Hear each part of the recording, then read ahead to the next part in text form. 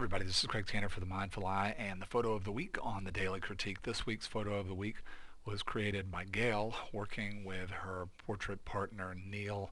They were both participants on my Street Portraiture Workshop, which took place a few weeks ago in Savannah, Georgia. This is a workshop where participants work in pairs all week long, start off practicing with each other in terms of either being the photographer or the model, and then after practicing some skills, go out into the street and meet people for the first time and create impromptu portraits of them, which is what you're looking at right now. One of the portraits that came out of one of our assignments on the latter half of the workshop. Gail actually took this picture even though Gail and Neil were working together. Gail shot this image with a Pentax K-7 camera. The effective focal length here is 105 millimeters. Talk more about that in a second.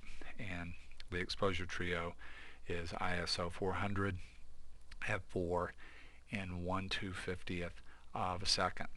Talk first about the effective focal length here.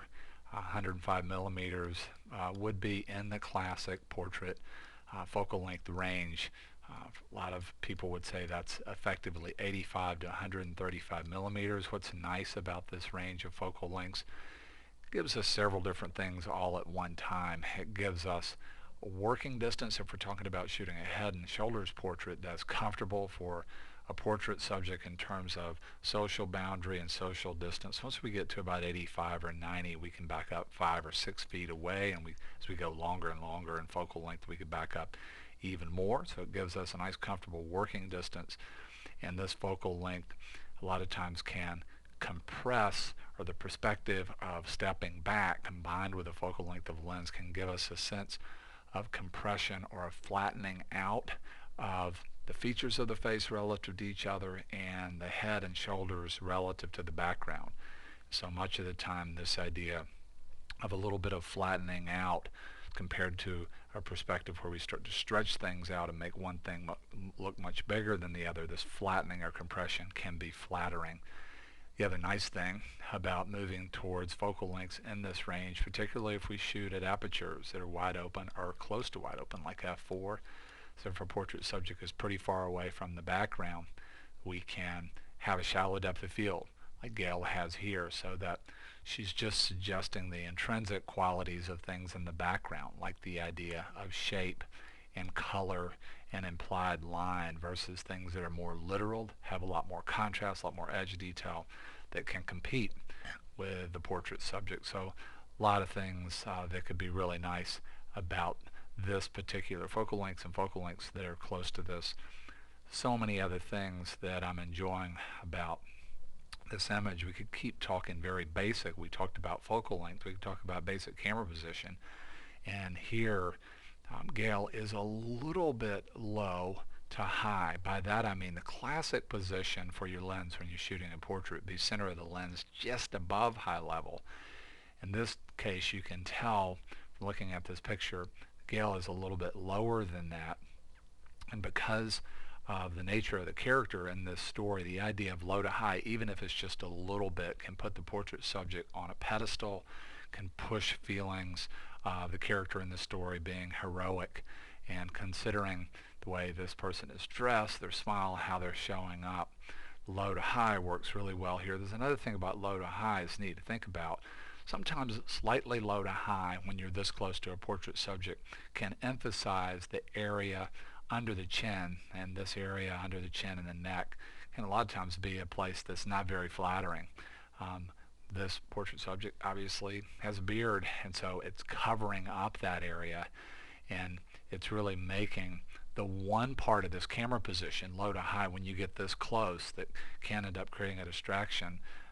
Gail and Neil don't have that problem here because of the beard on this portrait subject. It's something, pretty powerful thing to consider. A lot of other things are working well here. If we just want to start at a super basic level when it comes to things besides the camera, start to talk about light. Very powerful quality of light here, and one that we talk about quite a bit on this workshop in terms of looking for it. The sun is above and behind the portrait subject, and because of that, first of all, It's meaning that the portrait subject is looking away from the highest quantity of light, which is going to help this person just relax in the space. The other nice thing about having the sun as a back top light or any version of backlight, back side light, back top light, or straight backlight, is that what we can get is these accent or kicker light effects. What is that? It's a reflection of the light source itself in our subject matter. Because of the angle, we start to get these specular reflections, and we push towards places that are very bright, sometimes bright with no detail. But these kicker light effects, and you're seeing them back here too in the bokeh, and you're seeing them in some of the reflective areas on the medallions here, and you're seeing it here. They can really help to separate a portrait subject from the background. They can really help to create quite a bit of feeling of depth, and it can also just give a psychological feeling to the portrait subject. When the portrait subject has a glow around them, obviously that starts to push towards an archetype in the same way that low to high can.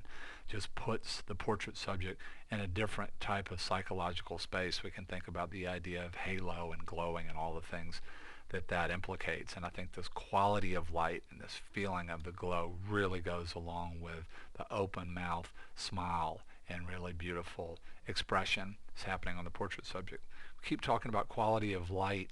Another really nice, very basic thing that Gail and Neil have going on here is that even though the sun, highest quantity of light, is behind the portrait subject, they're still getting a beautiful quantity and quality of light in the eyes of the portrait subject. You see that overall the eyes have a lot of sparkle, and then there's a really beautiful feeling of catch lights, strong catch light going across the middle of the eye, and then even a catch light in the under part of the eye, really helping the eyes to come alive here. And that's great. You know, another thing that's true is that as we're photographing and we're choosing things to photograph, that some subjects obviously have some types of qualities and others have others. Their subject matter in photography is obviously a huge part of our photographic compositions. And Gail and Neil have done an amazing job here of just finding an amazing character, somebody who is willing to go above and beyond just the concept of just fitting in. And we can all do that. We can be afraid to really express ourselves, and this is a person who's very, very expressive in the things that they're wearing, and just in terms of the idea of the way they're showing up just at a basic level, the beard and the mustache and all that is also being expressed in just the open mouth smile and the openness. So this idea of choosing subjects that are in and of themselves exciting because they're higher energy than sort of the norm can be very powerful. Color is really beautiful in this image. There's a really nice sense of separation just in terms of the value of the colors in this image and the difference in the hues, so that even though there's quite a bit going on in the background, there's quite a bit happening with the light, there's still a really beautiful sense, in addition to the shallow depth of field, of just value and color separating. But it goes so much further than that. There's a really beautiful sense of harmony of color that's happening on this real powerful diagonal in the image.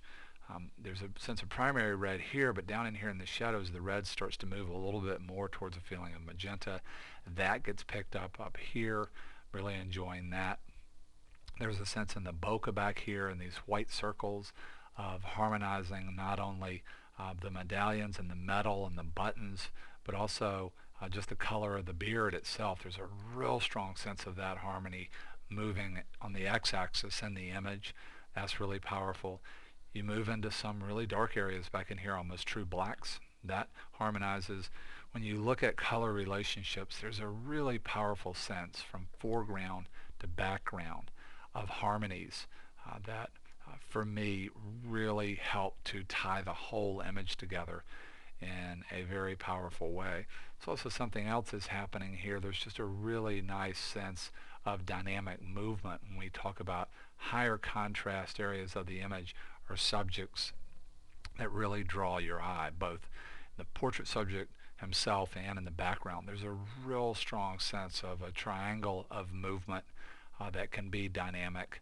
And there's also a sense just in the implication of movement of line and color of really beautiful sequence of movement as you go across this sort of arch that Gail has carved out as the negative space above the portrait subject. There's a really beautiful sense of moving from dark all the way over to light. There's also a beautiful sense of alternating colors from cool to warm as you move through that also make a nice sequencing and help to pull my eye around the portrait subject and really play off of, in a beautiful way, the movement of the beret. So many different things have been done well here if we're just talking about a classic portrait, and I hope that a lot of the things that I talked about today can help you if you're thinking about doing this work. Last thing that I'll say is the main thing that keeps people from taking these kinds of pictures is the idea of just approaching and getting permission and going with a friend. So Neil and Gail are working together here, can make this work so much easier. The main thing that's going to make it easier more than anything else is just getting out of your head and asking. I could sit here and talk for hours about ways to ask and all of those things, but the most important thing is the asking itself and just being willing to do the work. Mainly what's happening, unfortunately, in our lives is the older we get, the more our beliefs become an enormous filter, and what they're mainly doing is just filtering our life away from us. We're not really receiving all the opportunity that's around us because we are slaves to our mind and our thoughts and our beliefs, and all of that keeps us from actually having an experience. And one of the ways you can have an experience is if you're out with your camera, and you don't typically photograph people, and you see somebody that's showing up in a very high energy, powerful way like this, and you think, boy, I'd love to take a picture, instead of wishing or making up a story, to just approach. And one of the best things you could do if you've never done this before is tell them exactly what you were thinking before you walked up. It's very direct, very honest. I don't typically do this. It's uncomfortable for me, but sure would be great if we could work together and I could make a portrait of you.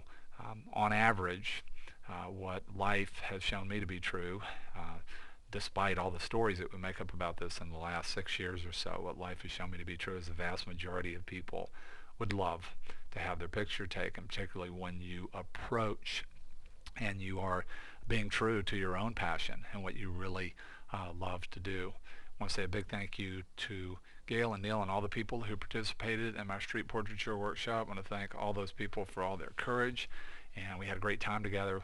And I want to say a big thank you to you for being here. Hope that you have a great weekend and hope to see you again real soon in the Mindful Eye.